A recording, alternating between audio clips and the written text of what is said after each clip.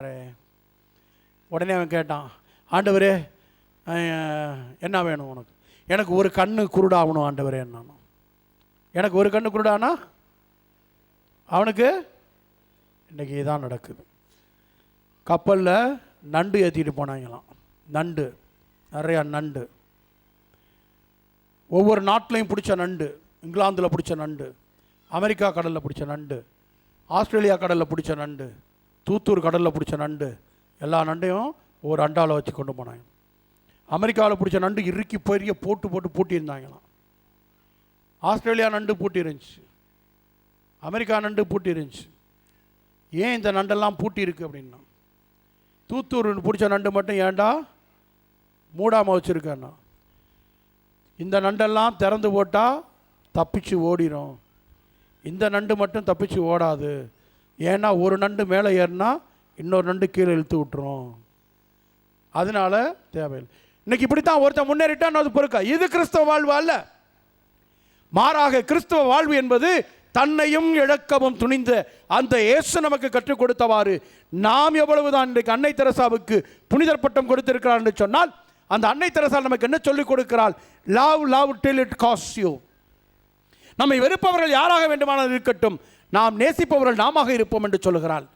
இன்றைக்கு நாம் நம்மை வெறுப்பவர்களுக்கு நாம் நன்மை செய்யக்கூடியவர்களாக மாறுகிறோமா? உங்கள் பகைவர்களுக்கு நீங்கள் ஆசை கூறுங்கள் என்று சொல்லுகிறார்.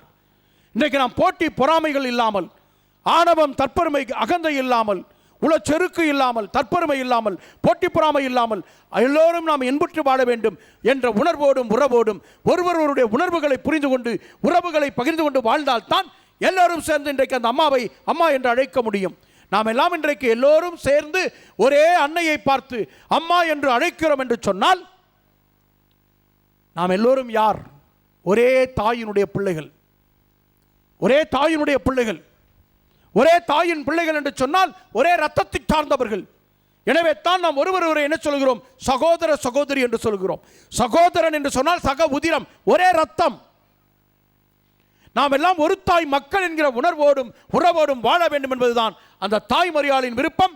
அதைத்தான் அவள் ஈண்டு கொடுத்த இயேசுவும் நமக்கு கற்றுக் கொடுக்கிறார். எனவே இயேசுவில் அன்பார்ந்தவர்களே, நாம் அன்னை மரியாளிடத்திலே பரிந்துரைகளை வைக்கிறோம் என்று சொன்னால், அந்த பரிந்துரை வலிமை மிக்க பரிந்துரையாக நமக்கு ஆண்டவனிடம் பெற்றுக்கொள்ளக்கூடிய ஒரு வலிமையான ஒரு பரிந்துரையாக இருக்க வேண்டும் என்று சொன்னால், அந்த அன்னை நமக்கு சொல்லுவது, அவர் சொல்லுகிறபடி எல்லாம் செய்யுங்கள்.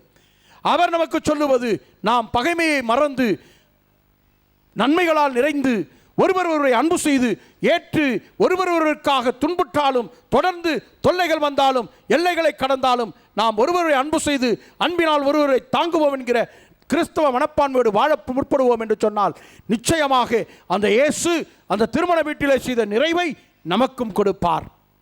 எனவே இயேசுவில் அன்பார்ந்தவர்களே, நாம் பகைமைகள் இருக்கலாம், பல்வேறு விதமான போட்டி பொறாமைகள் இருக்கலாம், பல்வேறு விதமான தீமைகள் நம்மிடத்தில் இருக்கலாம். எதுவாக இருந்தாலும் அனைத்தையும் கடந்துவிட்டு நாம் ஒரே சகோதரர்கள், ஒரே சகோதரிகள், ஒரே குடும்பத்து பிள்ளைகள் என்கிற உணர்வோடும் உறவோடும் வாழ முற்படுவோம். அப்படி வாழ்ந்து நாம் எதை கேட்டாலும் அந்த கடவுள் நிச்சயமாக நமக்கு நிறைவேற்றி கொடுப்பார். அத்தகைய ஒரு பேரருள் இந்த விழாவின் நிமித்தம், இந்த விழாவை கொண்டாடி மகிழ்ந்து கொண்டிருக்கிற நம்ம எல்லோருக்கும் நிறைவாக கிடைக்கப்பெற பகைமைகளை மறந்துவிட்டு உறவுகளை பகிர்ந்து கொண்டு வாழ முற்படுவோம். அன்னை மரியாள் நமக்காக உடனிருந்து ஒவ்வொரு நாளும் தன்னுடைய வலிமை மிக்க பரிந்துரையினாலும் பாதுகாப்பினாலும் நம்மை வழிநடத்தி ஆசீர்வதித்து காப்பாளாக. ஆமென்.